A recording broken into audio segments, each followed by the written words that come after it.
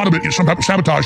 You're saying this appears to be a black swan event. What do you mean by that? And can you lay it out These for us? are events that happen that, you just can't imagine that something like this is going to happen. And for something like this to happen, this complete violation of all standards and norms. They have what's called a SOP, standard operating procedures, that every single ship's captain has to go through. I was asked earlier today, Alex, can we take the idea that this was a terrorist attack off the table? And absolutely, we cannot do that. This attack in Russia, the Russians are now saying that the UK and the US were behind the attack in Moscow. And then all of a sudden we have this event. There are going to be people that probably tragically lost their lives because of this. I'm going to call it an incident. I'm not going to call it an accident. We've all seen the black smoke coming out of the top of it. Before they, and I said start with the harbor master, because the harbor master has to answer a lot of questions about this. Is not only a commercial disaster, but this is a military and a national security disaster. I think we're reaching this point where some sudden thing is going to happen. I believe in that theory of the black swan. Yes. It's going to pop up. Yes. It's going to pop up. It's not going to be controllable.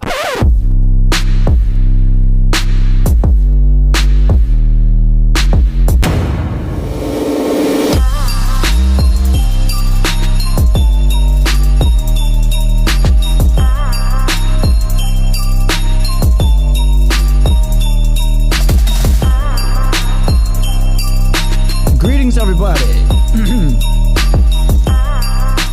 Welcome to Armor of Truth Live. Armor of Truth Live, number 302. Not Armor of Tooth. Armor of Tooth. Well, here we are, folks, on another crazy day. Strangeness. Malfeasance is afoot. Strangeness. Speaking of strangeness, that made me think of high strangeness with the Mothman prophecies. Weird, right? That's what I was thinking about too. Is with this bridge, it seemed, it's like reminded me of the Mothman for some reason. I wonder if anyone spotted any winged creatures before this happened. Let us know in the live chat, in the comments, if anyone happened to see any winged creatures before this fall. Look at this, folks. This is odd, and all day I wasn't really getting on. I really wasn't getting into any conspiracy theories today. I was thinking, wow, this looks like you weren't jumping on the conspiracy train. No, I wasn't. I'm slow to come around, but when you look at this replay, sped up, I'll tell you what, if whoever was in control of this vessel was not trying to center that column, that support, then I don't know what he was doing. That looks like as about as intentional as it could be. I mean, I don't understand. I mean, maybe somebody just freaked out in the last minute, and overcorrected, but it definitely looks strange. Yeah. It's disturbing, to say the least. Yeah, that is something else. All right, well, now, so what we like to do is we like to try to lean on experts. Lean on the experts. All right, and here's a channel called What's Going On with Shipping. All right, and credit to Summer. By the way, Summer is back with us tonight. Summer, welcome. Hi. There she is. Good to be back. All right. So she found a shipping expert today, and we will lean on his analysis. In tonight's show, we're going to get around to many things for you. We're going to talk about unfalsifiable claims.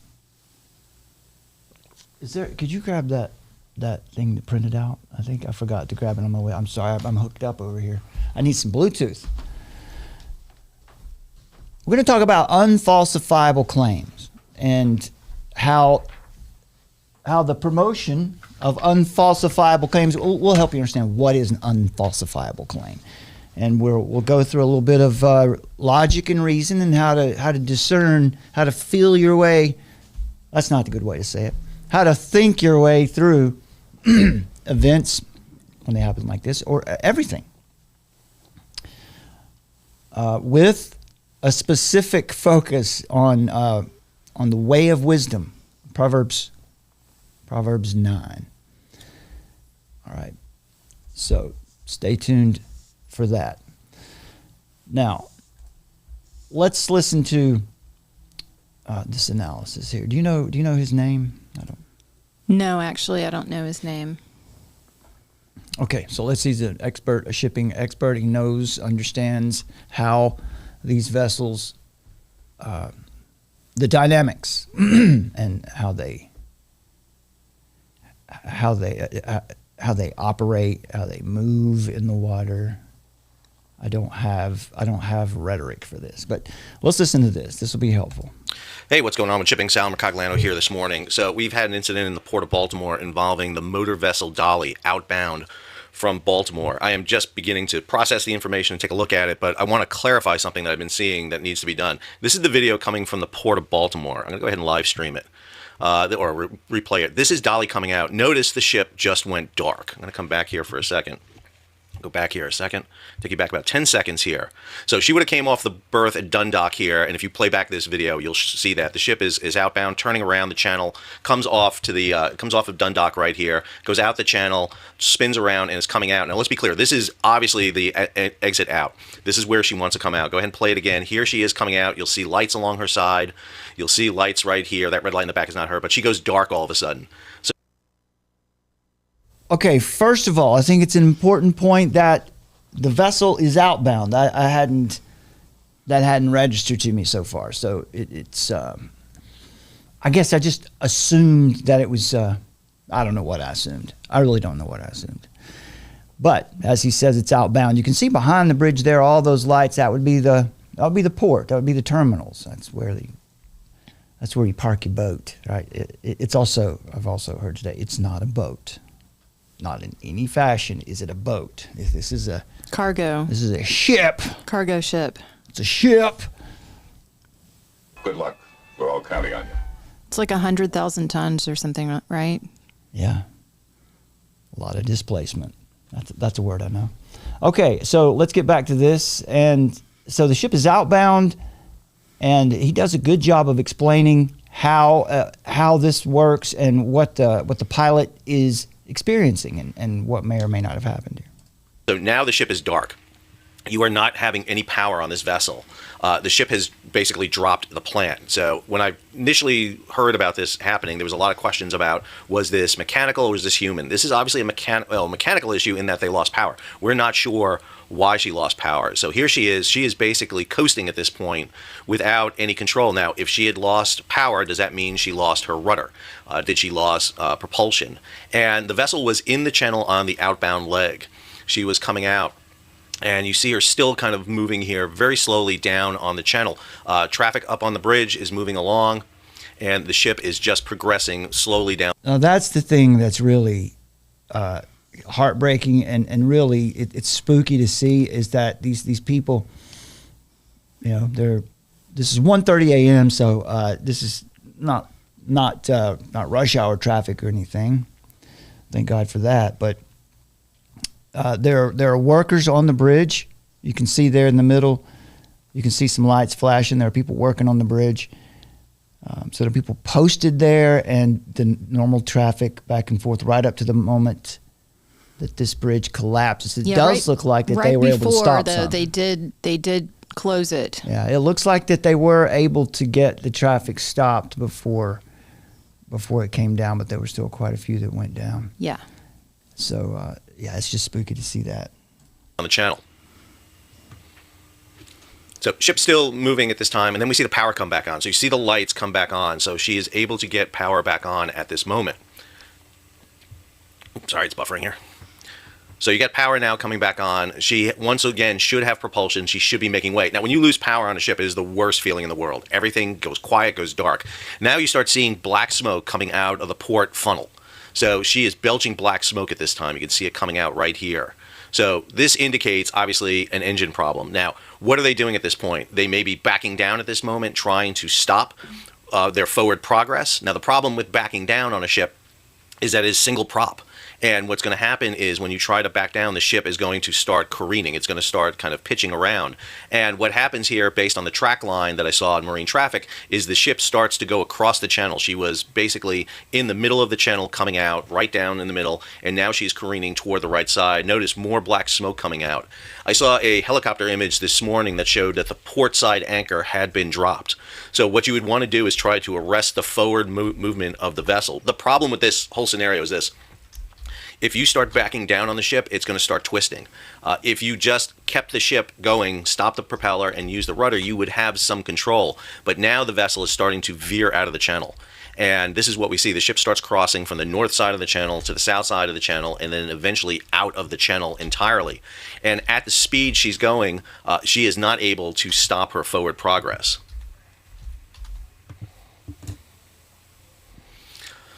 So, see the black smoke still coming out of the ship at this time. The ship now is coming out of the channel entirely. She would not have tugs on her. She would have had tugs to take her off the berth at Dundalk, but not once she was underway and had propulsion. This ship, Singapore flag, Singapore registered company. Dali is one of these ships that basically is leased by the larger operating companies, so we're not exactly sure whose route she was on, what company she was servicing. She was out of Baltimore, heading to Colombo, so she was heading down to the Panama Canal, and she was going to be heading across the Pacific. At this point, she is heading right for the pylons. And understand, once you take out a pylon on a bridge, that's it. These bridges are designed to rest on top of that pylon. She's going to sideswipe it. This is going to be the worst kind of bridge disaster in the United States since Tampa. I don't know that was a sideswipe. I know it doesn't really look like a sideswipe to me. I did get some stats that from 1960 to 2015, there have been 35 major bridge collapses worldwide due to ship or barge collisions, and 18 of those collapses have happened in the United States. So this is not exactly a very common thing to happen. Yeah. Yeah, you can see there. It's not exactly it. Yeah, he caught it on the corner. I mean, it's still though. I guess there could have been more for. It's shocking. Okay, we'll get back to the. Here we go. Back in the 1980s. And even if you drop the anchors, which we know she drops the port anchor, looking at the image from helicopters, the port anchor was not just dropped, but it was angling aft, meaning that it dragged. But at any sort of speed, it's not going to stop the vessel. She would have dropped. I'm not sure if she dropped the starboard anchor. That's her hitting right there. You can see the big splash as she hits the piling right there. There are barriers around the pilings, but not enough. And that will cause the collapse and just the horror of this event taking place here. And that is the tragedy right there. So,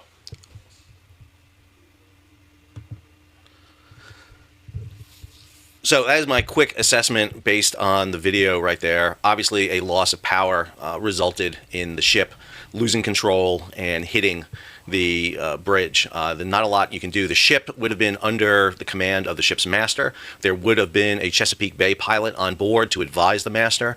Remember, the issue we had with Everforward when it came out of Baltimore, and it was further down the track than this, we had the pilot being distracted. I don't think that's a case here at all. This obviously appears to be a mechanical issue. The fact that the ship lost power at least once, if not twice, it was kind of hard to see, but it may have lost power twice there, would have been the cause for the ship to careen into the bridge. I'll have a further update here later on as more comes to bear. Okay, let's do that then. Let's check out and see if he's got an update, because this was an excellent breakdown. Yeah, we know that it was heading to Sri Lanka actually, and the crew is 22 members from India, so a fully Indian crew. It was flying a Singaporean flag, and the owner of the ship, I guess, is from Denmark, the corporate company.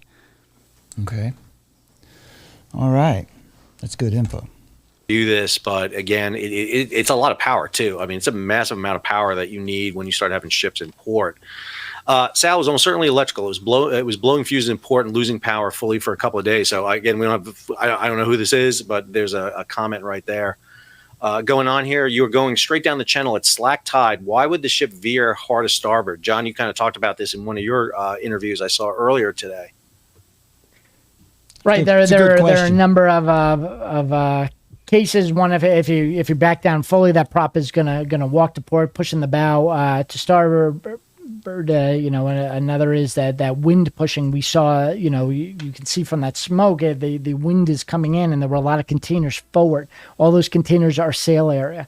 I talked to another pilot, and there's a channel, a small boat channel that comes right before it, and he thought possibly bank suction as you're coming down a narrow channel, you're pushing water ahead, and it's kind of keeping you in the center of that channel. And then as you go, when there's a channel that comes sideways, it's not really current, but that suction is relieved, and it can pull your stern to starboard, which would, All right, so see, now this is what I was saying earlier. This is some info that for people who understand the dynamics under the surface.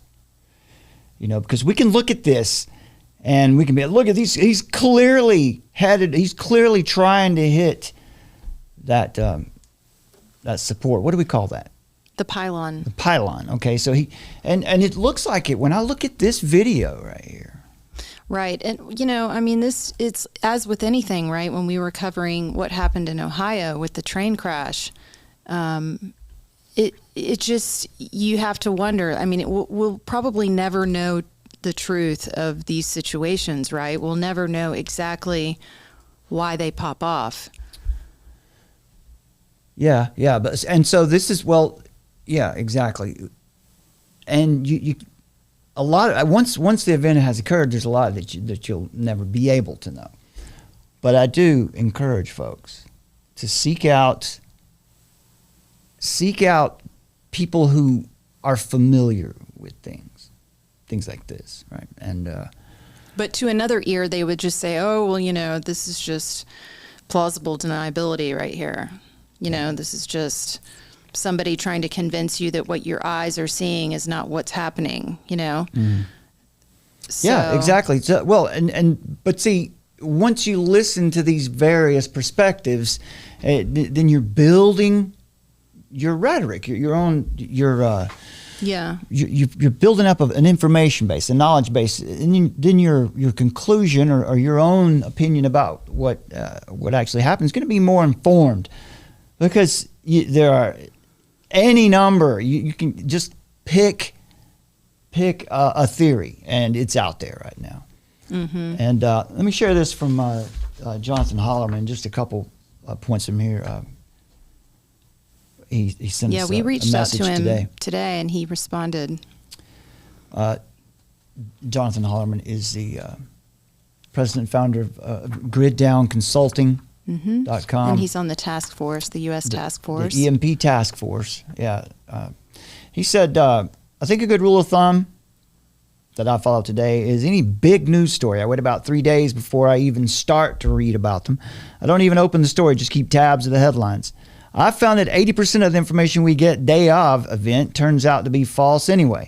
50% of the info on day two is also incorrect. For example, last night, he says, I was going to bed last night, conservative Twitter was reporting, news outlets were reporting that Sean Diddy Combs had fled the United States in his jet. Hadn't happened. This morning, he's still in the United States on camera. He says, as far as what I see with my eyes from the actual Baltimore video, that ship lost power twice just before hitting the bridge support. Jonathan says, an accident makes perfect sense to me. And at this point, that makes it. Now, when I look at this video, when I watch that, and it's sped up like this, it really looks like, but now this is how tricky this is. I had originally thought, Summer had to straighten me out on this. I originally thought that it went through, that the ship was coming from this side of the bridge and going under and spun around to come back. And I thought, wow, that would have been very odd, but that's not the case. It's an optical illusion. He's always on the far side of the bridge, coming as the Well, this is kind of like one of those psychological tests where they go, hey, look at this piece of art and show me, like, what does it make you think? Like, what do you see in this image? Yeah. And then based on your biases and your worldview, you'll come up with, that looks like this. Another person will say, well, that looks like this. So this is a good point, because what that proves is just how bad human beings are as observers, as eyewitnesses. Well, and how easy it is to just suggest that what you see might not be what, the truth of what's happening. Yeah. And that mere suggestion becomes believable. So it's the conundrum that we're all living in with this, deep fake reality that we're in right now. Yeah. Jonathan says, based on the very limited info we have at this point, I think it's irresponsible to start connecting dots when we don't even know the dots yet. I don't want to speculate about false flags, etc., until I see concrete evidence. That is part of my frustration. All the mainstream media are just flat out liars and owned by their political party. And all these new online internet sources are always crying false flag, conspiracy, or this and that. And then we find out something different a couple days later. Exactly. Anybody remember October 4th? Right, with the FEMA test with the FCC. Alert. The phone alert. FCC and FEMA, we're going to test the emergency broadcasting system. Yeah, I mean, it's a good thing to just wait a couple of days before you put out speculation and speak with, certainty. You weren't here, but last night I said that on the show. I was like, you remember October 4th, right? All these people who were telling you that it was going to activate the graphene oxide and people were going to fall over dead or they were going to get sick. It was going to cause some kind of epidemic. Then 2 days after that, Hamas invades or walks into Israel. Right, October 7th. And so no one, that just kind of got pushed. No one had to answer for that. They didn't have to answer for this. Jason Shirka and the rest of these cats that we showed on here, they were just, we've got to hold these people accountable. That is an example of an unfalsifiable claim. What everyone was saying on the days before the October 4th thing. We've got to be careful. And the reason this is so important, it wouldn't be that big a deal except for the fact that we are in unprecedented times right now. So we, as Christians, we're the bearers of the truth in the world. We are the light in the world. So we can't get caught up in getting deceived by false info. We can't get caught up in perpetuating false info. Now, having said that, there are most certainly schemes, plots, programs, agendas at work. All right, but we've got to be very careful that we don't act like monkeys at our first fire and screech at everything. We've got to be more careful. Put that aside for now. Lara Logan reported on this. Said her take is a little more of a hot take. Multiple intel sources say Baltimore bridge collapse was an absolutely brilliant strategic attack on the U.S. critical infrastructure. Now, there's no source for that. Well, multiple intel sources. Okay. Most likely it was a cyber attack, she reports, and our intel agencies know it. So here's a claim. Mm-hmm. And in about a week, what would be smart is to come back and check all these claims and see how she did, what percentage were correct. And then you'll know in the future whether or not this source is reliable. Klaus Schwab, of course, was talking about Black Swan events and Ron Paul, right? Yeah. So people have been primed and then they're waiting. They're like, oh, this must be one. This must be one. This, right. So we're trained into it.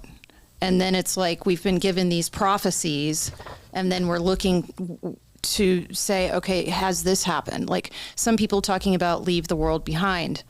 That was, that there's parallels between the White Lion and Sri Lanka. Only that it was a ship. The ship went dead and, lost control. That it's predictive programming. Maybe. This could be. But the thing is, you won't know this.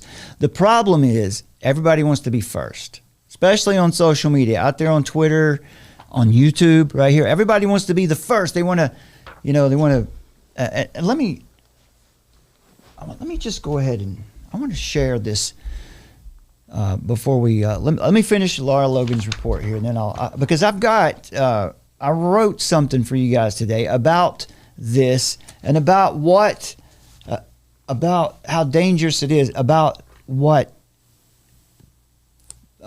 promoting and platforming unfalsified claims or pushing forward stuff that we don't actually yet know whether it's true or not, how it actually damages it undermines social cohesion, and it threatens the true common good.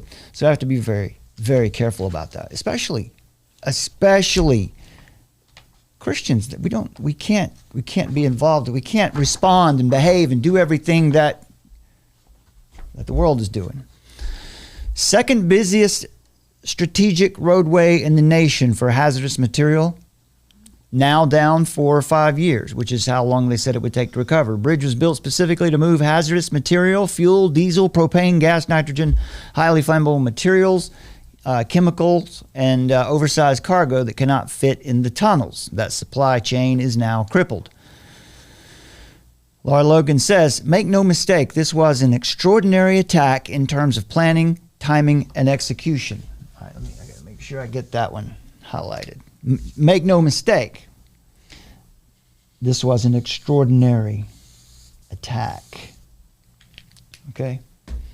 That's a hard and fast claim right there. So That's a claim. We'll come back in a few days and we'll check, we'll just, but then the problem is we live in a relativistic society. People like to believe that truth is relative, and whatever my truth is, well, that's the real truth. And so we're going to tell you tonight, we're going to help you understand, help train you guys to think through and discern what is true. We're going to, point by point, we're going to give you some instructions on how to deal with these things as they happen. Anyway, she says the two critical components on that bridge are the two load-bearing pylons on each end, closest to the shore. They're bigger, thicker, and deeper than anything else. These are the anchor points, and they knew that hitting either one of them would be a fatal wound to the integrity of the bridge. So to say that they knew hitting them, well, it's self-evident that if you want to take the bridge out, you hit one of the supports because there's two. That's self-evident. That's not a real. That's not a great revelation. But to say that they knew, all right, maybe they did. I'm not sure how she knows this. She says multiple intel sources. Half a mile of bridge went in the river. Likely, you'll have to build a new one. Also, I think that's pretty obvious, isn't it? Also caused so much damage to the structural integrity of the bottom concrete part that you cannot see and won't know until they take the wreckage apart. Structural destruction, likely absolute. Attack perfectly targeted. Here's a quote. They have figured out how to bring us down. As long as you stay away from the teeth of the U.S. military, you can pick the U.S. apart. We are arrogant and ignorant. That's a lethal combination. Obama said they would fundamentally change America, and they did. We're all in a free fall ride on a roller coaster right now. No brakes, just picking up speed. Didn't Nathan, he read that too, didn't he? A moment ago. Was he reading Laura Logan's report? Yes. He's on Telegram too. The footage shows the cargo ship never got in the approach lane in the channel. You have to be in the channel before you can get into that turn. Location was precise, deliberate. Chose a bend in the river where you have to slow down and commit yourself. Once you're committed in that area, there's not enough room to maneuver. That just tells me that it's not that unlikely that you would run into this. Well, they have somebody local that gets on board the ship and directs it because it is that complicated. So you've got somebody local in there driving the ship. Yeah, that's what the shipping guy said a moment ago. They would have some Chesapeake Bay person there. It says here, should have had a harbor pilot to pilot the boat. They did. He was on the boat. He was on the ship, advising the as far as the we master. know. As far as we know. Well, yeah. You're not supposed to traverse any obstacles without the harbor pilot. Well, according to this other guy, that he was there. They chose a full moon, so they would have maximum tidal shift. Rise and fall, possibly. Brisk flow in that river on a normal day, and have had a lot of rain recently, so water was already moving along at a good pace. Hit it with enough kinetic energy to knock the load-bearing pylon out from under the highway, which fatally weakens the span. Then 50% of the bridge fell into the water. All these factors, when you look at it, this is how you teach people how to do this type of attack. So they're saying it's textbook. It's a textbook attack. Tremendous navigational obstruction, huge logistical nightmare to clean this up. Number of dead is tragic, but not the whole measure of the attack. That kind of bridge is constantly under repair, always at night, because there's so much traffic, and they cannot obstruct that during the day. So concern is for repair guys who are on foot, out of their vehicles. Yeah, that's sad. Working, who may now be in the water. 48 degrees is the temperature of the water this time of year. When you choke off Baltimore, you've cut the main north-south hazardous corridor, I-95, in half. Now it has to go around the city or go somewhere else. To move some of that cargo through the tunnel, you may be able to get a permit, but those are slow to get and require an escort system. And that's expensive and has to be done at night. For every $100 that goes into the city, $12 comes from shipping. So they believe this will cripple the city of Baltimore at a time when they do not have the resources to Does recover. any city have the resources right now? No. Apparently, the bridge was considered to be in fair condition. It was just evaluated recently. It was in fair condition. And Built in 1977? yeah, 77, so 48 years old. And apparently, reports say that when you would be on the bridge and driving it, there was nowhere to pull off, so that was a bit scary. And that it was very windy, like that the bridge would rock. Yeah. So that, it was freaky to even be on it. Yeah, it does look, it doesn't look all that sturdy. But then again, we have to be careful about our assumptions on these things. So, all right, so that's bringing you up to speed on this. Now let's go in a direction where I am fully prepared, willing, and capable of criticism. All right, because as you see in the title, it says Baltimore, Black Swan, and alien abductions. All right, this is how they're destroying society and information. Information is how it's been done. Okay. So here we go. Once again, we've got things like this have happened. Clayton Morris, Redacted. Redacted has 2.3 million subscribers. They are known as the go-to alternative news source. Right? Clayton Morris is a news guy. He's, and I guess Natalie is too. Yeah, they're both supposedly, former in corporate media and had come out from that, and now independent journalists supposedly, which is really gets increasingly hard to believe. Let me play this video, and remember, we're talking about unfalsified claims, and that when you put yourself out there as a truth seeker, as the source of truth, I'm going to go ahead.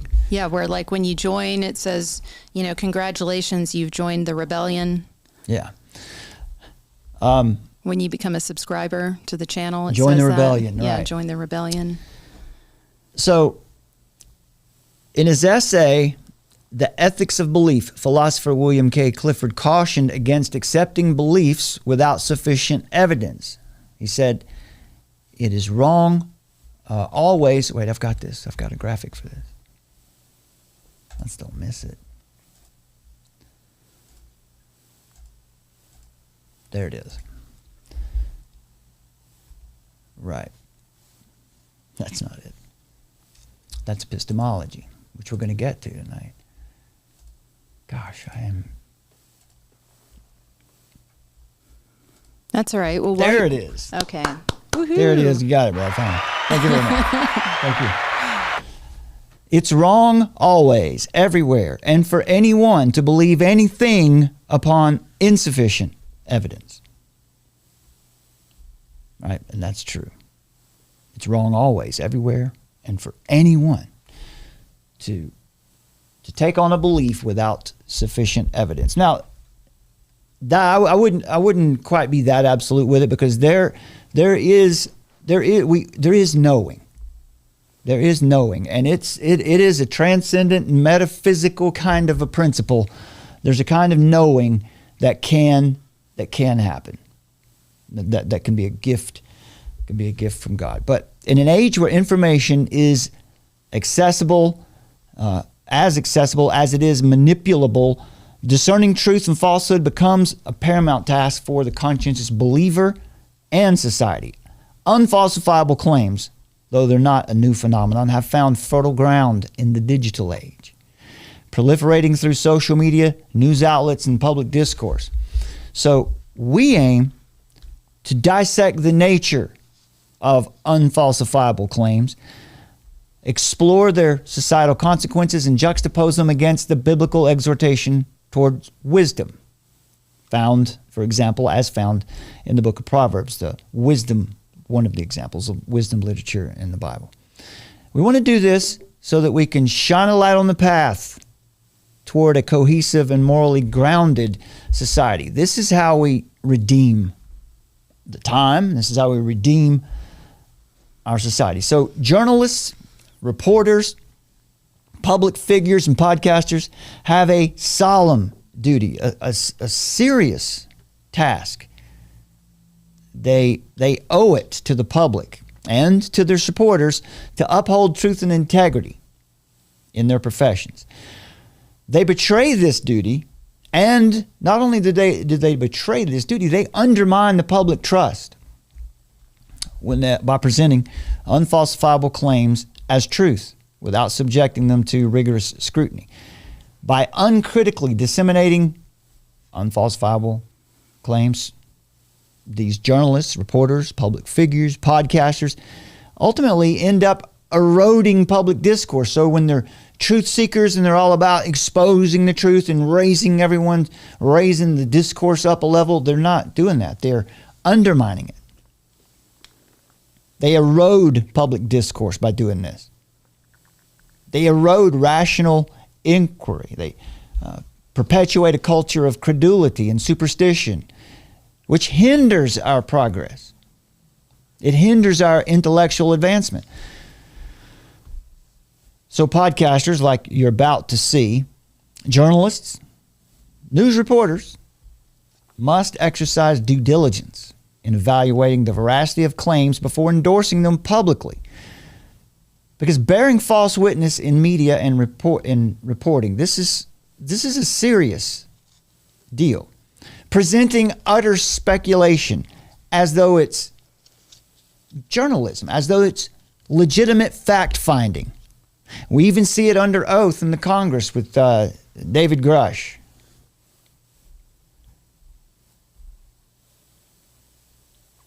The New York Times, one of the reasons that this UFO topic is so big right now is because of the New York Times, the 2017 New York Times article.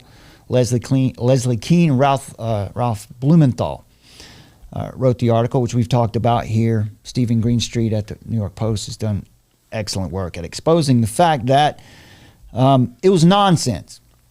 But all the congresswomen refer to that blockbuster 2017 New York Times article that told of a Pentagon agency that had been doing UFO crash retrievals. It wasn't true. $22 million was Harry Reid, Nevada Senator Harry Reid, was able to convince Congress to fund his buddy, Bigelow, the guy who owned Skinwalker Ranch, to fund him $22 million to study portals, Bigfoot, and dino beavers, and whatever else is at Skinwalker Ranch. And oh, by the way, yeah, if a UFO shows up. But the way they reported it in the New York Times, Leslie Keene said this in an interview after the fact, that, yeah, she didn't put all of the Skinwalker Ranch stuff in the article. She didn't talk about that because she wanted UFOs to be legitimized. She wanted to legitimize it. So while the U.S. Congress allows sworn witnesses to make unfalsifiable claims under oath and encourages it to continue, this 2017 New York Times article is the supporting document on which Congress continues to base its irresponsible use of taxpayer funds and government time. But you might hear someone say, on the clip I'm about to show you, someone has an alien encounter. I was taken on board, it says here, I was taken on board an alien spacecraft. And what they told me shocked me to my core. So someone might say to me after they hear what I'm about to say about this, well, how do you know? How do you know his experience isn't true? I can imagine perhaps Clayton would say that to me if he heard me criticize what he's doing here, which I haven't held back on Clayton Morris because he's a professional, but he's not being professional. But he might say to me, how do you know it's not true? Wrong. That is fallacious. That's irresponsible. Because it's not up to me to prove a negative. You can't prove a negative. The claim is unfalsifiable. You have the burden of proof. And when you bring the person on your show, now the burden of proof is on you. And therefore you bear the responsibility for bearing false witness when you uncritically platform a claim like this. It's not our obligation to prove the claim true. That is your burden. In fact, what is Satanism after all, right? Who is the father of lies? Lucifer. Yeah. That old dragon. That old ancient Beelzebub. That old ancient dragon and serpent and Satan is the father of lies. And when he speaks from his nature, which is lies. We can't take part in that. And when we see other people doing it, we need to call it out. All right, so let's... Well, the other problem, too, is that Redacted seems to do some good reporting here and there. They do. With bits of truth, like a limited hangout, so they give you, part of the truth. But then you've got, this is one of the greatest examples of giving you some truth, but then just mixing it in with tabloid news. This is like a tabloid magazine. Yeah, one of the points made in one of the other shows about Redacted and their coverage of the UFO stuff, they've had some really crazy stories and guests on there, is, if, it's kind of like rat poison. Rat poison is about 98% the goodie stuff that rats like to eat. Smells good, tastes good, they love it. But you imbibe it, and there's serious problems. That 2%, the poison is what kills them. Kills them fast. So I was looking at the comments here too under this video. This person here says, at this point, if aliens came and grabbed me, I'd consider it a rescue mission. You saw a couple last night where people were giving them a hard time, right? Yeah. Yeah, they get so many comments. I'm trying to... This person here says, I just want to compliment Redacted and let you know how much I appreciate your channel, not only as a reliable alternative news source, but also for being open-minded enough to produce unique content such as this one without making a mockery of the story itself. I also appreciate the classy way you interview your guests. More and more, I find myself returning to your channel because you offer so much more than just the news. That's no question. They do offer more than the news. So this is what we're talking about. Our culture has lost the plot.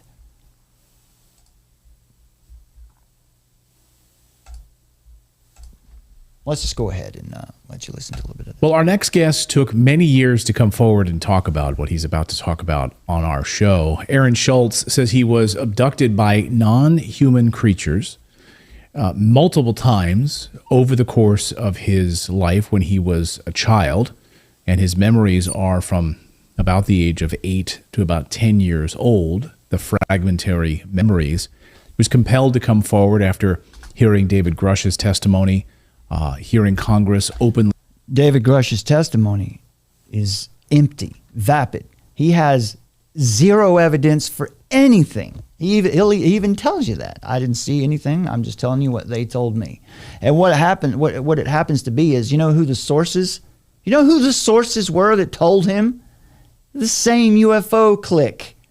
The same people. Anyway. Discuss this. Seems like there's been more widespread acceptance. Members of the military coming forward and talking about this. So it perhaps is not as a taboo subject as it once was back in the day. And we decided to invite Aaron on the show to talk about his experience and to share it with our audience. I ask all of you to enter this conversation with an open mind, and we'll have Aaron on here. Go ahead, Sam. To talk about.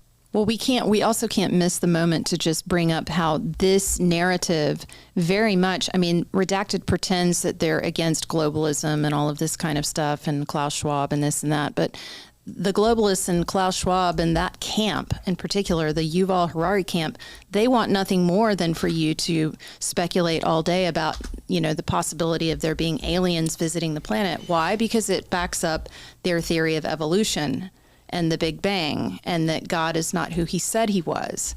So this is Redacted participating in affirming an operation that, very much the people that are in power want people to believe. They want people to believe that aliens are here, that we need to give tax dollars to the space program to investigate what's out there.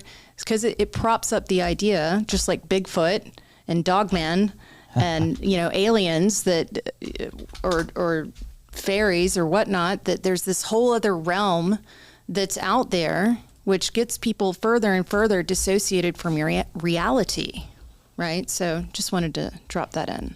Absolutely. So if you're trying to say on a Tuesday, you're on here saying how you're against globalism, you're against Schwab, what the United Nations is doing, and you bring this garbage on here. All you're doing is you're supporting their agenda. You're propping up that very agenda, because everything that they do, everything that they support and talk and promote, and their beliefs, it's all based in atheism.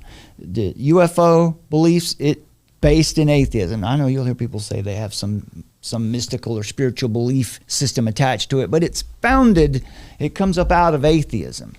So so you're supporting all of that with this. All right, so pay attention to these claims. So here's the testimony of the alien encounter. His experience. Aaron, welcome to the show. Hey, thanks for having me. This is really, really great to be here.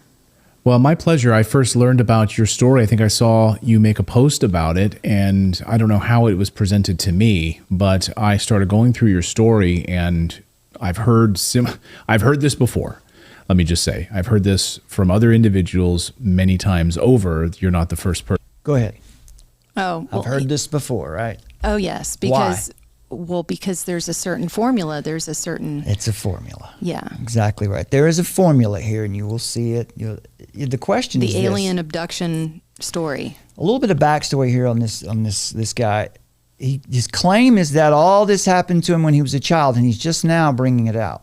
It also happens to be that he is a cartoonist. So all of the drawings and the illustrations and the graphics that you see are his. So it's very convenient that at this time when the nation is enchanted by UFOs and talk of aliens and all that he's got artwork to solidify it in your mind. Yeah, and it just, he's going to get work. He's going to get work from being on this platform. 2.3 million subscribers, and so far in 24 hours or a little more, he's had almost 160,000 views on this video. So he's going to benefit from this, and it's nonsense. person, but you are perhaps one of the few, the brave to come forward and to talk about it publicly in a public setting like this. I've heard from many people privately who've told me similar stories. That's a good point, right? Because this is bravery in our culture today. This is brave. This is championed. Way. So you came forward and shared your story on X. Maybe for our audience, you could just provide a little bit of context here as to what happened and then why you decided to come forward many, many years later. This happened to you as a child, yes? Yes, it did. Well, what happened to me was when I was a kid, I was taken aboard craft, flown and operated by non-human intelligence beings who were not of this world. I have three clear front to back memories of being taken that all happened the same way. Front to back. I would be lying in my bed and I had this window, my bed was flush to the wall and the windowsill was right above my bed. And I would always, look out the window, look up at the sky as I was falling asleep. And I would see these green lights there was small green lights going around in a circle. And then there was another green light in the center. And I couldn't tell at that point what the craft looked like other than it was just disc shaped. And I got to apologize to the audience too. This is one of the more boring UFO encounters that you'll ever go out of my hear. view. It is then dry. I would hear footsteps coming down the hall maybe a few minutes later. And the first time it happened, I was really, really scared because, when you're a kid, you know what your parents' footsteps sound like, and I knew it wasn't my parents. I knew it wasn't my little brother. And it sounded like a group of people. And then I slept with my door open. They would come in through the door to my room. One of them would sort of stand off to the side in my doorway.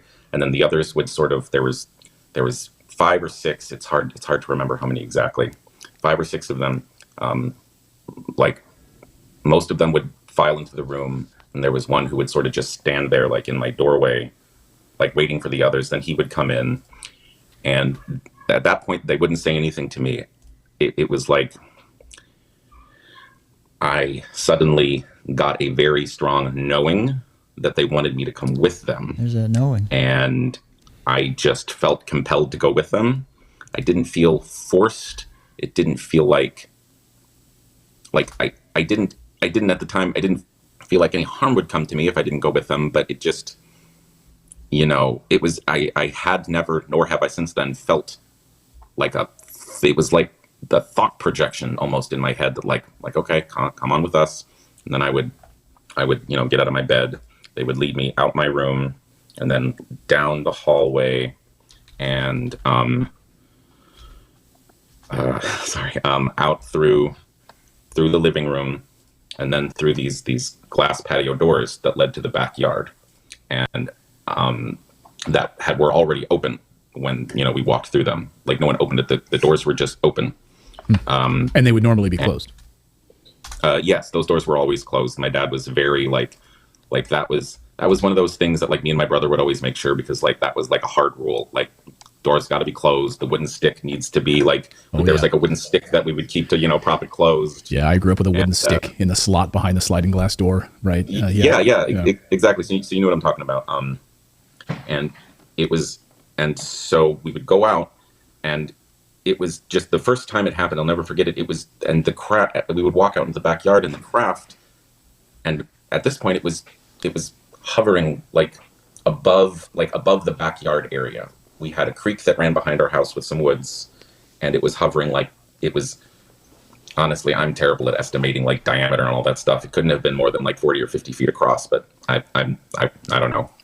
It was hovering above my backyard, same green lights, but I could tell because it was closer to the house and the street lights were reflecting off of it. I could tell that it was silver. And they would, walk me, a few of them behind me, 2 or 3 of them in front of me. We would walk under the, the craft, and then the green light it would start growing brighter, and then it would turn from green to this very, very just. I got to stop it. I mean, before everyone in the audience decides to just check out, this is the driest, most boring report. Let's get here to the graphics where you can see his art. His art's pretty good. He's excellent artist, right? I think that's actually the point of what we're seeing here. We can also, I've got the link finally. It's having such a hard time with Twitter. I think because I can pull it up here on the side and we can watch it that way. So we're going to analyze these claims to show you how to deal with this in a bit. Let me get redacted up here.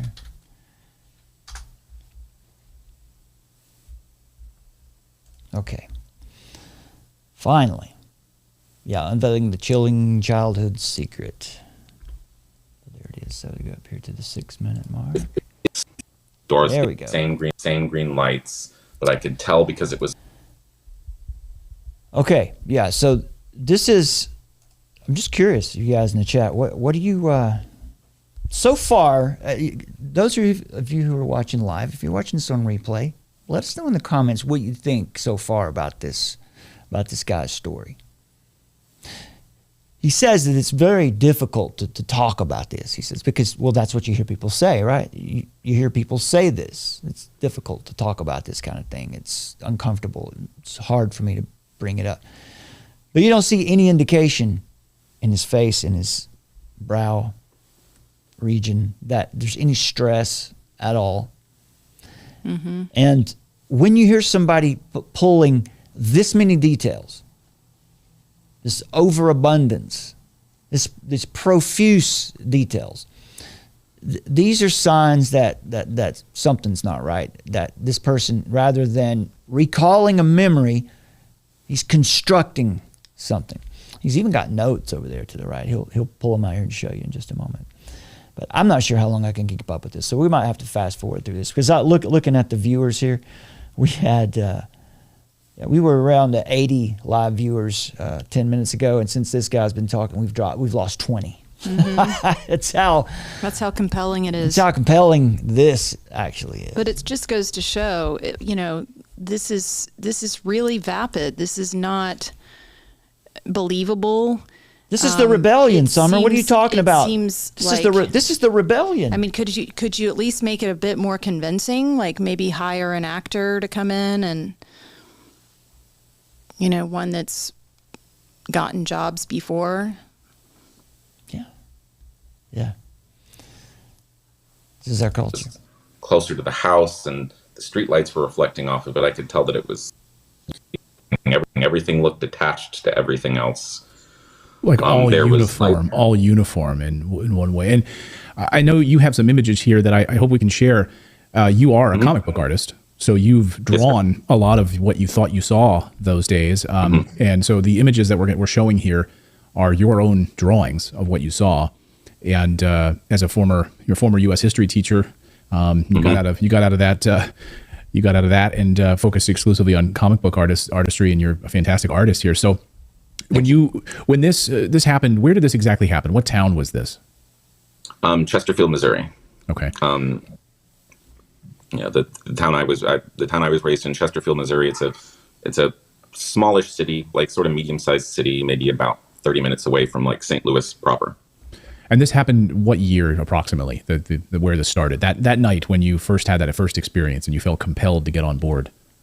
That was 1996. 1996. So 8 years old.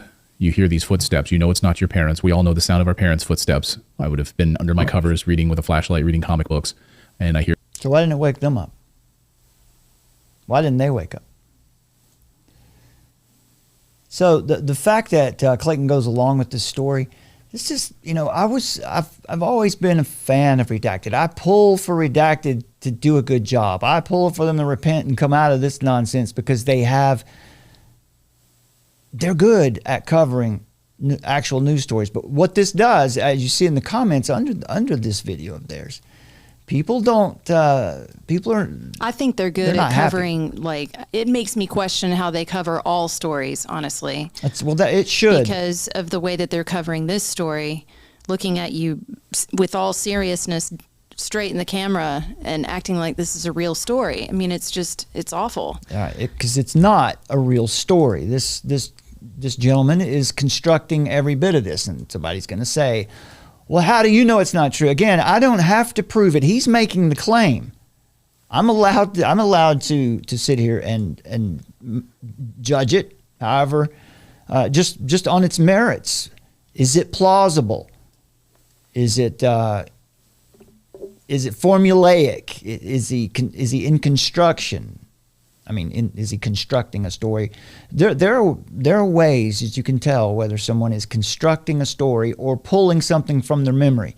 This is not what it sounds like when someone recalls something that happened to them in their life. There's not so much attention to every little detail. That's when they want you to, he's thinking to himself, well, people who tell the truth give lots of detail. That's not necessarily the case. But anyway.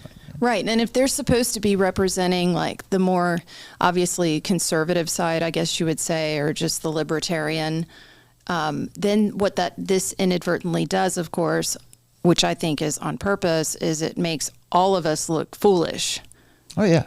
Because, you watch that Redacted channel. Well, they talk about Kate Middleton and her, Oh, we've got that too. Weird story about all the gossip about what's really going on with the video that she spoke on and all of this, and indulging in that, and you can see the ring and you can't see the ring and the flowers aren't moving, and then acting as if she might have just sat on the bench and nothing was moving, like there might have just been a painting behind her. It's not necessarily that the royal family was trying to convince everybody that she was sitting in a real garden. Like maybe she's just sitting in a room and like with one of those material posters, and like making a thing of it though.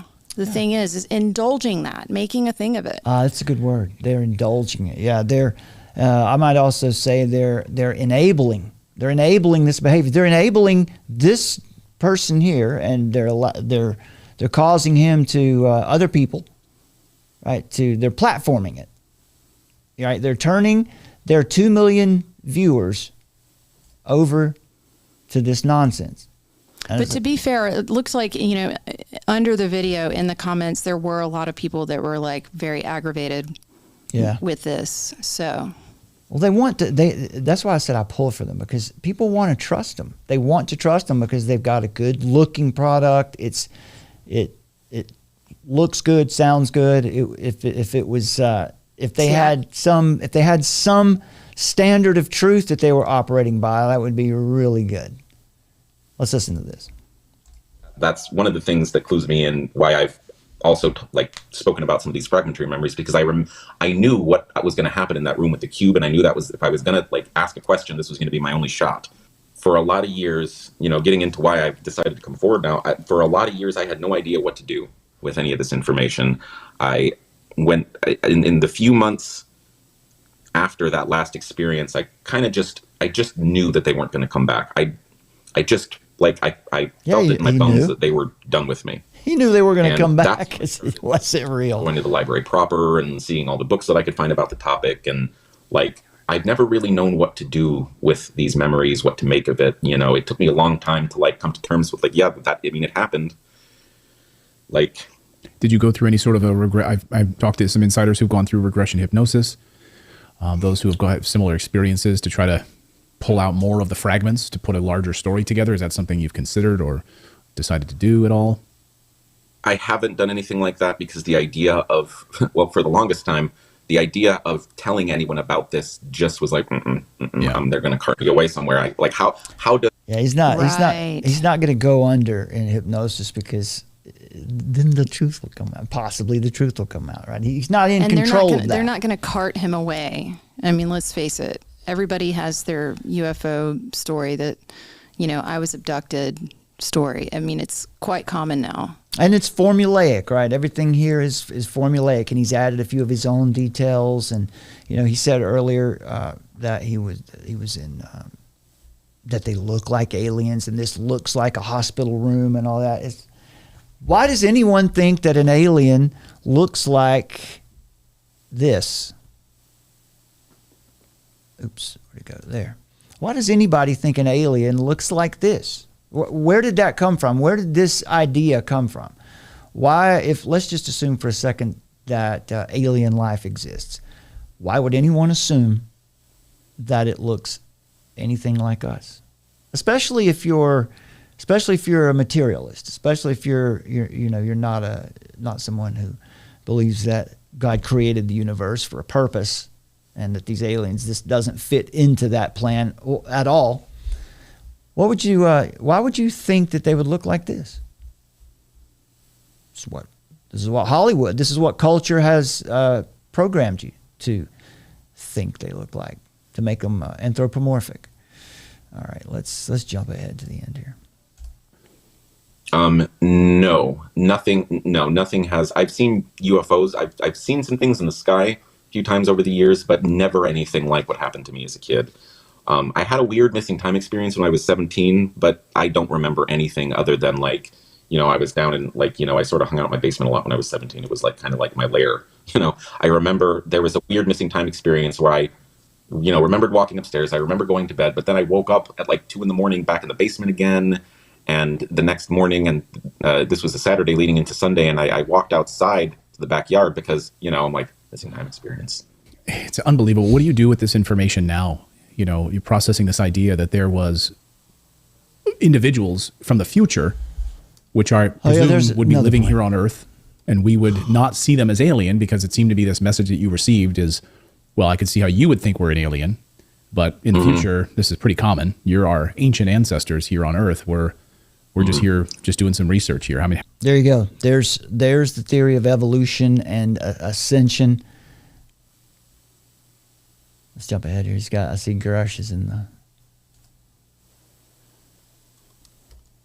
Gosh, this is terrible. Like you said, it was David Grush coming forward is really what inspired me to come forward. Exactly, right there. There's the catch. There's the key right there. Of course it was David Grush because now people are listening. The culture's paying attention. Forward, because it's like the thing that I keep coming back to is like, okay, so as great as it is what. And there's George Knapp and Jeremy Corbell. And these are the carriers of the torch of idiocy. I'm not going to mince words because that's exactly what's happening here. These people are leading. They're grifters, fakes, frauds, and grifters. Every last one of them, including the guy who's telling the story here. They're fakes, they're frauds, and they're grifters because none of this is true.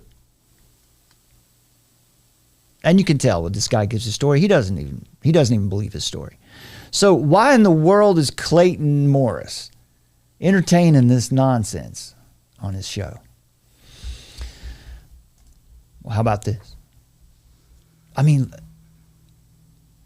Okay, it's been about 20 minutes since we had this up here now, and we went from 80 viewers down to, we lost 30 viewers just by playing. So I guess it's pretty clear now that the debunking the UFO topic is just not something that the audience wants to take part in at all. I think you look pretty bored too.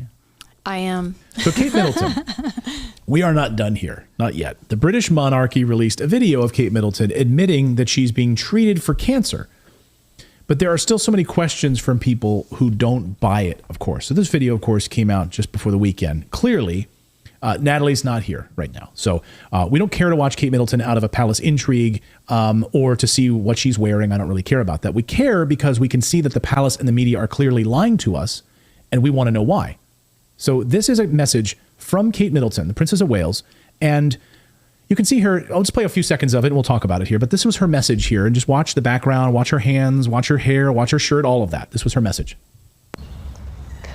I wanted to take this opportunity to say thank you personally for all the wonderful messages of support and for your understanding whilst I've been recovering from surgery. It has been an incredibly tough couple of months for our entire family, but I've had a fantastic medical team who have taken great care of me, for which I'm so grateful. So, okay. So the first thing that people say is that what you're watching here is AI. which we'll discuss this in a minute. This is artificial intelligence at play here. But even if it's legitimate, it does not explain all of the lies. So forget this video for a second. First off, who was this that we were told was her? Okay, we were told that this was her, right? On the left, we were told that that was her. And on the okay, first of all,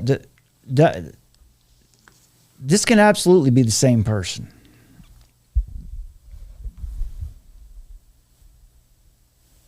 The cheekbones match. Yeah, I agree. I think it looks like it could totally be the same person. But aside from all that, it's just a fact. It's just a known fact that royals in other countries too, Saddam Hussein had a double.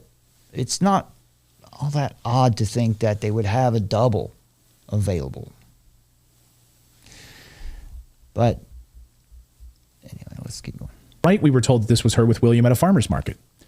Who are these people? If you put these photos next to the woman who made the video this weekend, it still does not add up. That's not the same person. That's clearly not the same person.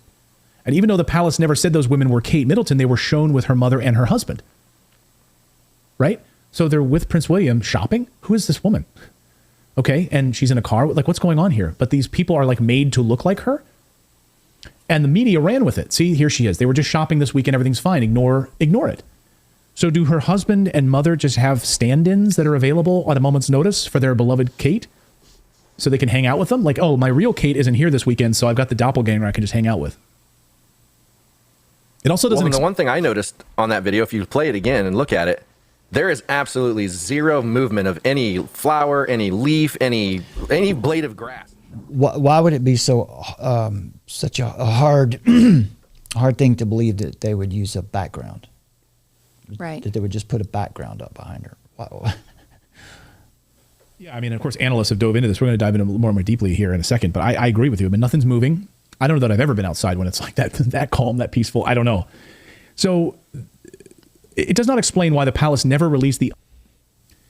Kensington Palace confirms princess does not have cancer. Okay, so then they're lying again. And if the BBC made this video... Yeah, they're bearing false witness, but they're managing their brand, aren't they? But 2 weeks ago... Yeah, and think about, though, how all of this makes people, it's like we always talk about this problem, reaction, solution. So it's like, look at all of this misinformation out there. Look at all of the uncertainty that we have because we don't know what's true and what's not. We need a ministry of truth. We need some source out there that's trusted so that we know that this is all real. This is what it really, truly means. This is the real story and not the fake story. So, well, first of all, they've got the Mirror and the Sun, which are tabloid magazines. So that's, again, nodding to the fact that Redacted is like a tabloid mag. But in my opinion, this is just doing nothing but serving the overall agenda, which at the end of the day, they want to control information. What they're doing, in my opinion, is they're leading their 2 million subscribers to fruitless speculation, mind rot. This is mind rot, and so here's another piece here. Let's look at this, and then we'll start dealing with how to think through this. Yeah, so it's slowed down. So you're supposed to be noticing how the ring disappears. So it disappears in a few frames. Let's see. Wow. I don't. If you, I mean, So it you would. disappears in a- I would expect Clayton to know more about how video operates. No, How because it he's scans. there to indulge the speculation. That's yeah. what this is about. I think you're right. He surely he knows how video works, right? That especially when it's low quality. It's a good question. Why didn't BBC shoot this in higher quality? Why is it so grainy? But there's artifacts and things. This is, remember a few years ago when everybody was pointing out who was a reptilian and who wasn't, because when they blinked, their eyes would. That's video artifacts. So this is kind of the same thing. But he is right about one thing, and that's that Kensington Palace was releasing misinformation. They were doing that. I don't care that they were doing it, but they were. Or even calling him disgraceful George Galloway, blasted by members of parliament for spreading conspiracy theories about Kate. He's an elected official who wants the truth, and they're saying that he should be deplatformed for this. If this is indeed more lying, it would serve the public, that the public should show real concern for her and her children, not less. Like, oh, who's that? We don't care. If she was a victim of some sinister palace plot, we'd like to know about it. We should care about it. And if the next thing we learn from the palace is that she took a turn for the worst, well, we'll soon know that we were right about it, sadly. But I think it's important for us to hear from the media and not them lying to us about it. Didn't the BBC, by the way, hire a whole like fact-checking misinformation, disinformation? Something that is... And they do that because guys like you. That they're willing to manipulate you to make you think it's real, then that will open up your mind to know when they're doing it. Here's the justification. Know what's actually going on here. He's going to give, the sidekick here is going to give, I wish I knew his name. I don't want to call him the sidekick. I wish I knew his name. I don't know his name, though. So I apologize for that. But yeah, he's gonna tell you why this is important that they do this. And then when he finishes, I'm going to tell you why it's important that we're going to do what we're about to do. With this film footage, I mean, what do you guys think? Let us know in the comments. Do you think this is fake AI or do you think it's real? And I see so many people in the comments saying, I don't care about this story, shameful of Redacted to cover this. But here's why it's important. Because if you can point out and find something that they're willing to manipulate you to make you think it's real, then that will open up your mind to know when they're doing it for other things that may be more important to you. So let me ask a question, Summer. Does good fruit come from a bad tree ever? Yes. What did I say? Good fruit. Well, I'm just saying that in God's sovereignty, he can use anything for his purposes. That's what I was meaning by that. Yeah, I'm sorry. Well, yeah, I'm sorry. I was vague. That's okay. The point here is that this is an exercise in fruitless futility. Right. And what they're doing is, you're right about your point. Yes, no question. But what he's saying here is, no, what you need to do is you need to train yourself to see the truth by diving into this Kate Middleton video, and this will help you to see things. This is classic truther. Well, the other 2015. But remember too, like we over the last couple of videos, we've been making the case, and we're going to continue on with it about making a case for the nation state. And what we know is that this new system that they're bringing online, they want to get rid of the monarchy and get rid of the nation state, right? So of course they want to instill and have all of these stories peppered throughout that hoist up, that say that the nation state, you've got to be wary of your government, don't trust your government, don't trust the monarchy. So again, for me, this is Redacted just playing into that. Like, oh, we don't need this monarchy. It's a deceitful monarchy, and just wanting to put all these seeds of doubt and suspicion, where honestly you could choose another way of doing that. Like, just that video right there was not very compelling. Yeah. But what it does is it goes, yeah, the royals, they're deceitful, and it's more of a case against why we need to overthrow government and why we need to overthrow the monarchy. Why? Because they want a new system coming online. They want this self-sovereign identity, this decentralization, so they call it. So. Yeah, and we worked on that I had a show last Saturday night talking about making a case for the nation state and the what the blockchain, what the web of trust is going to look like. Okay, so a couple definitions as we move in now to this culmination here. Epistemology is the branch of philosophy concerned with the nature and scope of knowledge. This is why do we know what we know? This is the study of how we know things. The justification and rationality of belief. Everybody has a belief system. Everybody has a worldview. All right, critical thinking is the ability to objectively analyze and evaluate information to form well-reasoned judgments.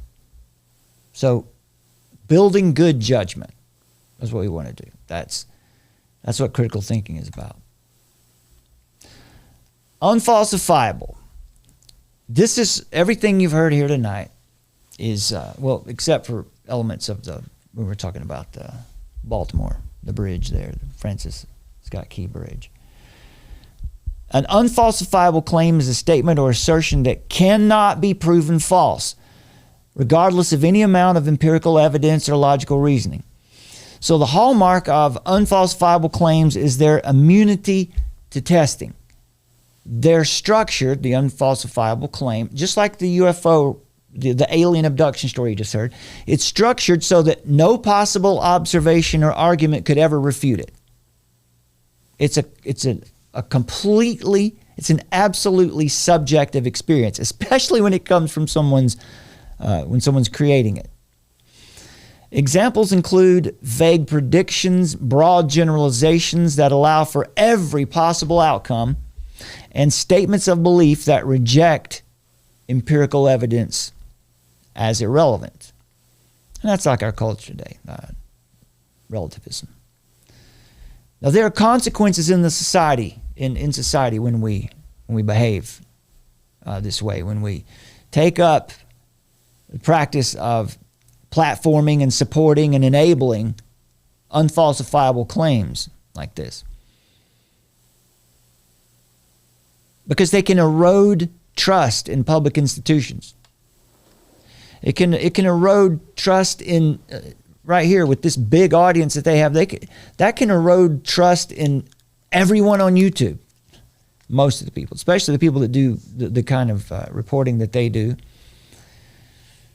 It can erode trust in media. That's pretty much done by now. That's already been done. People can become overly skeptical, relativistic, where truth is seen as subjective or entirely manipulable. So this is what we see in our culture today. This is why people will stand there and tell you that this man is a woman. This is why people will compel you, will demand that you identify, that you play their game with them. They'll demand that you lie and call this man a woman or this woman a man. And this undermines the society. It undermines the cohesion of our social structure. As a common understanding of reality is what's essential for cooperation and dialogue and resolving social conflicts. So this kind of practice also makes it more difficult for us to resolve our conflicts. It threatens the common good, promoting unfalsifiable claims this way and putting this out there as though it's okay. Supporting David Grush and all of his claims breaks down the society. It diverts attention and resources away from actual, critical, real issues that require empirical investigation. When you hear the word empirical, that just means observation. It diverts attention away from rational discourse, right? It spoils, poisons the public square. It stifles progress. Threatens the common good. The book of Proverbs presents wisdom as a divine gift and a moral imperative. Wisdom is portrayed as the principle of order and understanding that underpins the moral and physical universe. Proverbs 1:7 states, "The fear of the Lord is the beginning of knowledge. Fools despise wisdom and instruction." This foundational verse establishes the fear of the Lord as the root of wisdom. So if you deny, if your starting position is denying God or denying God as he's revealed himself in Scripture, you're going to create your own version of God. If that's your starting point, then you've already gone afoul of wisdom. Finding the truth and living in the truth is going to be very difficult for you. So I would suggest to you, and let me know, Summer, what do you think? I would suggest to you that what Redacted is involved with here is poisoning their own. It's poisoning their own work. It's poisoning their own ability to deploy wisdom or to employ wisdom. Yeah. And to actually do what they say they do, which is seek truth and right and stand for truth and all that. It's breaking down their ability to do that. And to their audience. Worse than that, it's breaking down their audience's ability to actually discern truth in the world. That's right. It does. Unverifiable claims, unfalsifiable. They can't be proven true or false. No amount of evidence can verify. And it takes advantage of the simple-minded as well. Yeah, it does, and that's an awfully sinful thing to do, to take advantage of people who you know are not as sophisticated as you in thinking. That's a bad thing. So this fear of the Lord is the beginning of knowledge, and fools despise wisdom and instruction. This foundational verse establishes the fear of the Lord as the root of wisdom. And in contrast to that is folly. Folly that comes from rejecting God as he's revealed himself in Scripture, rejecting divine guidance. So what is the source of wisdom? The wisdom literature of the Bible is sourced in fear and knowledge of God. That's where wisdom comes from. Fear of the Lord and knowledge of God. It brings benefits like protection from harm, Proverbs 2:10-12. Brings long life and peace, Proverbs 3:1-2. Fear of the Lord and knowledge of God brings favor with God and man, Proverbs 3:3-4. And so wisdom is depicted as the pathway to a fulfilled and morally upright life. So I'm suggesting to you here that without this as your foundation, if the outlet, if the podcasters and the reporters and the channels or whatever your source of information is not grounded firmly in the fear of the Lord and the knowledge of God, then you probably shouldn't be trusting them for important information. And if you happen to be someone who is really enticed and really enjoy the kind of speculation that you hear from the UFO story or the Kate Middleton stuff, repent of that, because you're spoiling your own mind. Folly. Now, it conversely, now we've talked about wisdom. What is the source of wisdom? What does wisdom look like? Wisdom is relational. I've got a note here. Wisdom is relational. So wisdom isn't something that you possess. Wisdom is something that you achieve through relationship with the source of wisdom, which is God. But folly is also relational. You can either be in a relationship, as the Proverbs say, with Lady Wisdom or Madam Folly. And folly is associated with arrogance, laziness, and disdain for knowledge. How about that? Laziness, arrogance, disdain for knowledge. I would say that's anybody who's promoting the UFO narrative as, like we said in the video, as a blockbuster. As a bombshell. As a bombshell story. Of alien crash retrieval. At best, they're lazy. Arrogant, lazy, and they actually have a disdain for knowledge. And at worst, they're deceptive. And what does it cause?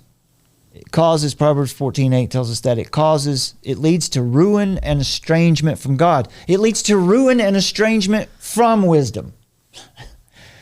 Well, it's definitely participating in the Antichrist spirit, right? Because you can't. He was not with me is against me. Propagate that worldview and, honor God at the same time. You know what it says in the Proverbs about those who reject the fear of the Lord and the knowledge of God to go their own way? They're called scoffers, mockers, scorners, and fools. Scoffers, mockers, scorners, and fools. The wisdom of the prudent is to give thought to their ways, but the folly of fools is deception.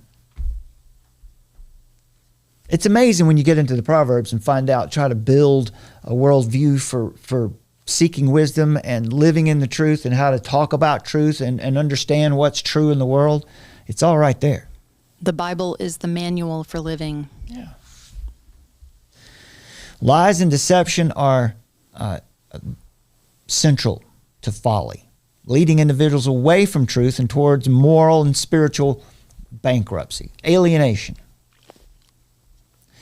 So the biblical exhortation toward wisdom and its condemnation of folly and lies serve as a corrective for social cohesion and the common good. So by valuing truth and integrity and the fear of the Lord, societies can then foster a climate of trust and mutual respect and collective well-being. As long as you continue to platform nonsense like this, we're going. You hear it on the Redacted a lot. They talk about how broken down our society is and how things are just so crazy and torn apart. Well, there's a reason, and you're playing a role in that. Mm-hmm. Now you see how deception works, right? Because they believe that they're doing a good thing, right, for the world, right, for the people. Actually, I'm not sure that they really believe that. Well, we can't assume what they, we can't know what is Clayton Morris thinking when he's doing this alien expose, like is he secretly thinking, oh my gosh, I hate doing this, but I'm going to play it. Personally, I think so. I don't think he likes it. I think I can kind of see, we were talking about that last night. You were, when we were watching together, I just think sometimes you say that you can detect contempt in his micro expressions. Yeah, I don't think he particularly cares to do those stories, but they get, they seem to get a lot of views for them. For us, our views go right through the floor when we start talking about that. But the thing is like they're participating in that, and just by acting that way and not being good stewards of the truth, they're helping getting us further down the track toward the enslavement that we're all heading towards if God doesn't decide to, if he tarries longer. Yes, if he tarries longer. That's a great point too, what you just said. They're just accelerating this whole thing by playing that role that they're playing. And it makes me really mad. But, what to do? Righteous indignation that can come from that. When you see someone corrupting other people, look, it doesn't always look like corruption. And when someone's corrupting other people, it doesn't always look like it does in the movies or down at the lodge. This is what it looks like when a society is being corrupted by the people that they think are out there representing them, champions for truth. Yeah. They're not champions for truth. They're champions for clicks and views and whatever personal agenda they have. And it could be more sinister. They could actually be funded by, Larry Fink, who knows? Where they're getting their funding from. It's possible. It's not impossible. But it doesn't have, we don't have to know the answer to that question to identify the problems, though. We can just look at what is the work that they're doing. What is the message that they're putting out there? Well, it's really destructive. Yeah, what are the fruits of their work? So the wisdom literature of the Bible provides not only individual guidance for you, but guidance for our societal blueprint. It gives us a blueprint for navigating our complex modern world. It promotes cohesive community that's grounded in truth and moral clarity. So your sense of morality is going to be clouded the more you entertain things that are obviously false.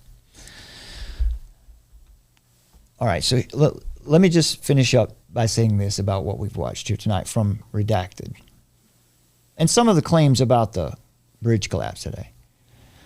Good judgment sits at the top of the list in the job description of a journalist, a reporter, or a public official, or a podcaster.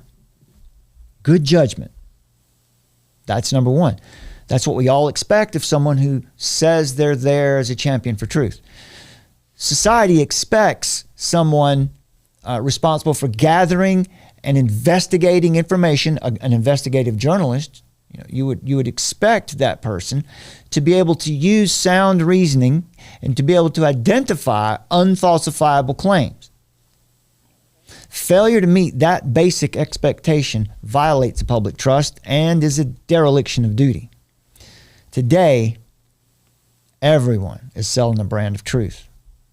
And the market is saturated with options. You can find anyone out there to deliver to you whatever brand of truth you might prefer.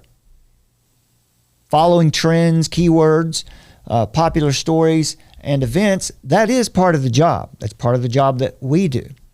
A good reporter or podcaster will notice those trends and occasionally use them to stimulate fruitful thought and discussion. Right? This is why we might show you Redacted talking about bringing a guy on who's got an alien abduction experience, so that we can do this and show you this is a bad thing that's going on, and this is how you can know whether or not you should spend your time with it. And this is how you determine whether these things are fruitful or not. Social commentators and cultural critics, like what we do here, we're the expositors of reality. Our job is to observe and evaluate what we see according to an immutable standard of truth. And that's your job too. It's all of our job. That's what we all should be doing. Evaluating what we see according to an immutable standard of truth, not my personal opinions. So then, after we do this, after we evaluate what we see according to this standard of truth, then we bring it and we present it to you. We present it to our audience, not as entertainment, for entertainment's sake. But our goal is to present it to you as valuable rhetoric that's meant to educate and empower, whether you're a reader, a viewer, or a listener of our work. Our duty is not to merely appeal to a vague notion of the common good, but to facilitate this social cohesion by defining what is good and true and beautiful. So let me restate that. This is not about appealing to the common good. What we do when we come here is we want to define for you what the common good actually is. That's so we can know what the true common good actually is. Upholding intellectual honesty and critical inquiry is essential to safeguarding our society, to safeguarding the integrity of the discourse in the public square and advancing the pursuit of truth in society. So our goal then here is, and for those of you that watch and listen and read what we put out, our goal secondarily to the gospel and magnifying Christ as much as we can. Secondarily, our goal is to raise the level of the discourse. And sadly, that's what we see in Redacted, is we see that the level of discourse there is kind of base. That's what we saw there tonight.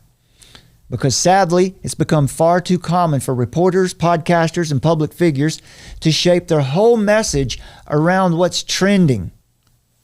And they do this to feed the public's baser desires, because they know when they appeal to the baser desires, then they get the clicks. Then people come back because they want more. Feed me again. Feed me more cotton candy.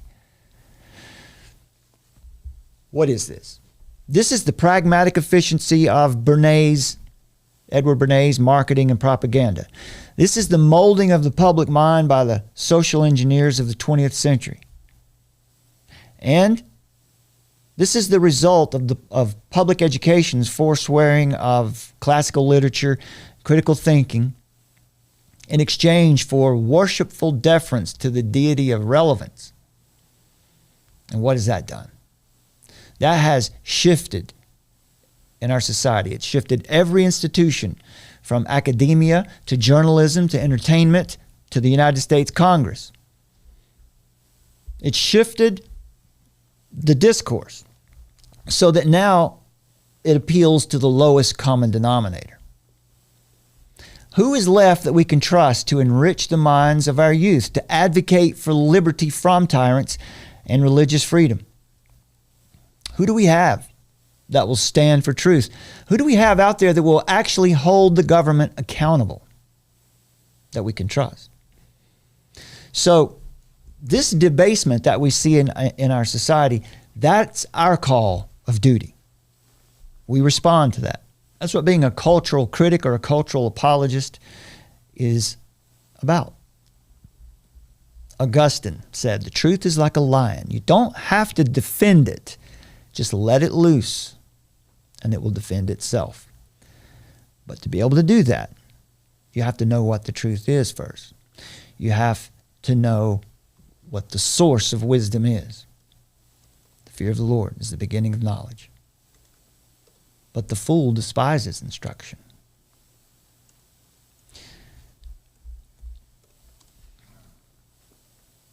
All right, so that's all we've got for tonight. I was just going to say, look up Aleister Crowley Lamb and show that, because that's actually what I was trying to recall. Okay. The gray alien you said earlier in the show, like what are they trying to recall with that? How did that? That was one of the channeled beings that Aleister That's Crowley. Lam. Yeah. Lam, yeah. So, yeah.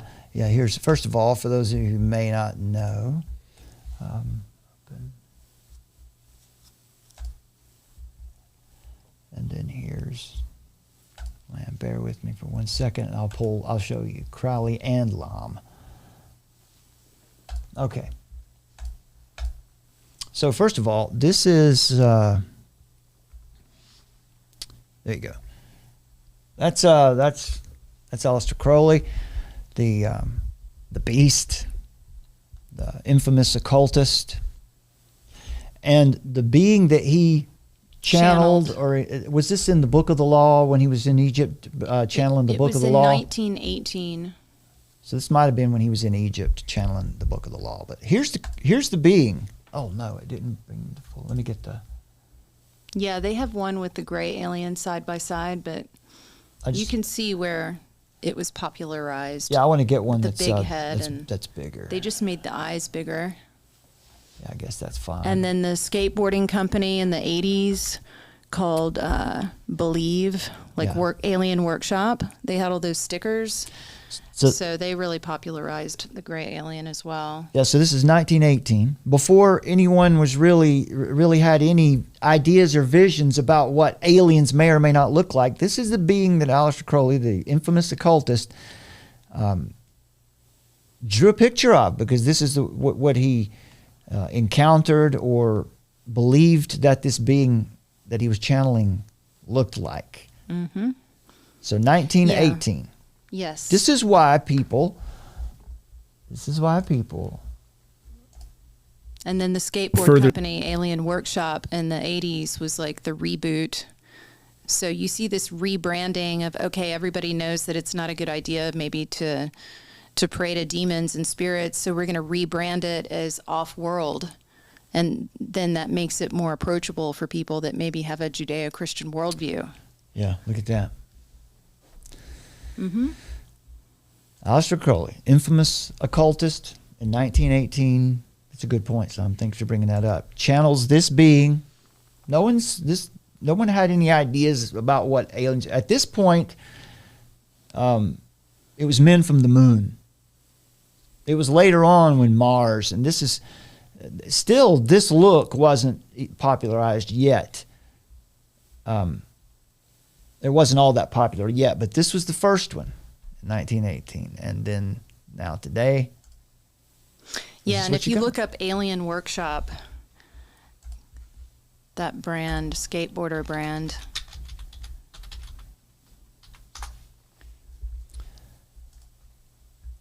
There it is, right there, that one. Yeah. Right, and then there was that Whitley Strieber book, Communion.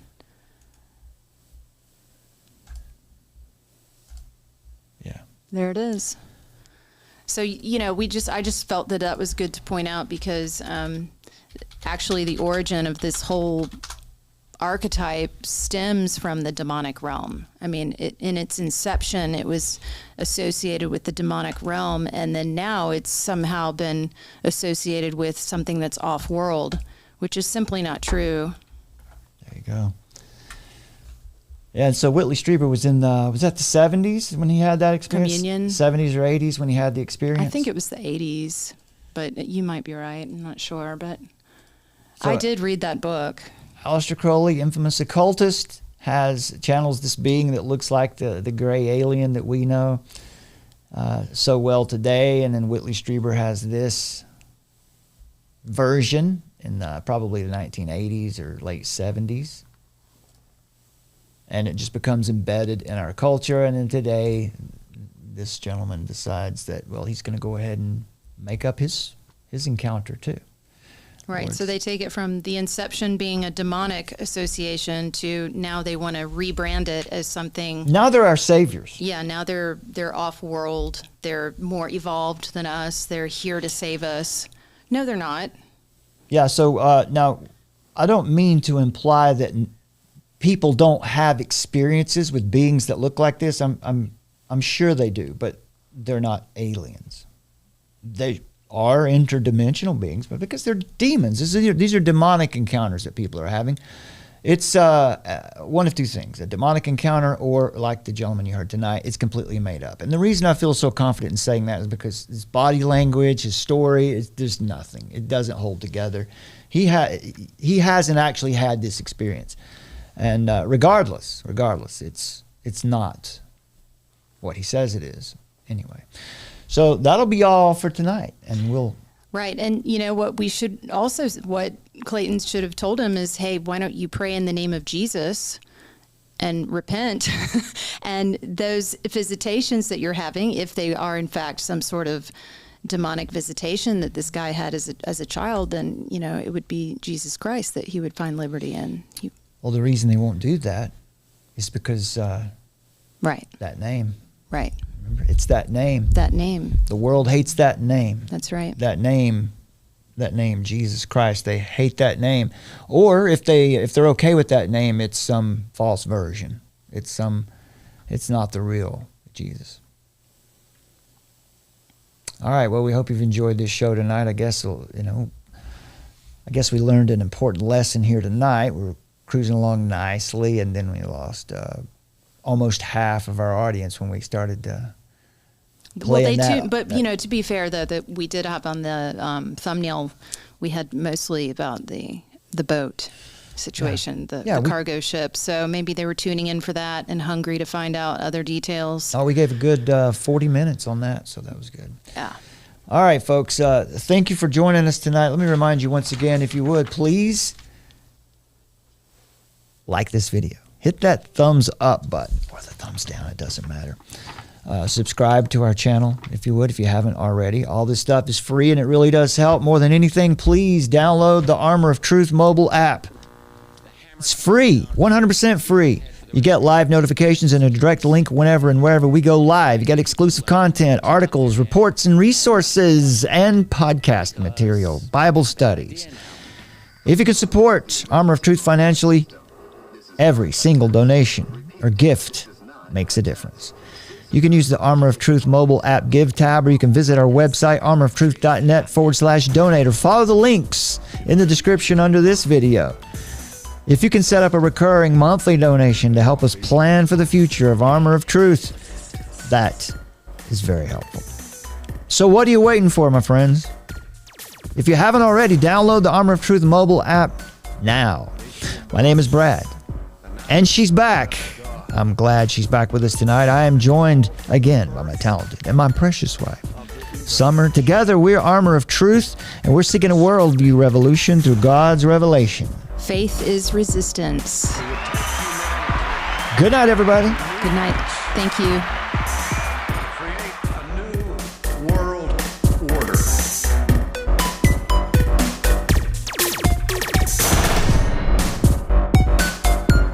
Find us at the Armor of Truth YouTube channel. This is not a test. Repeat, this is not a test.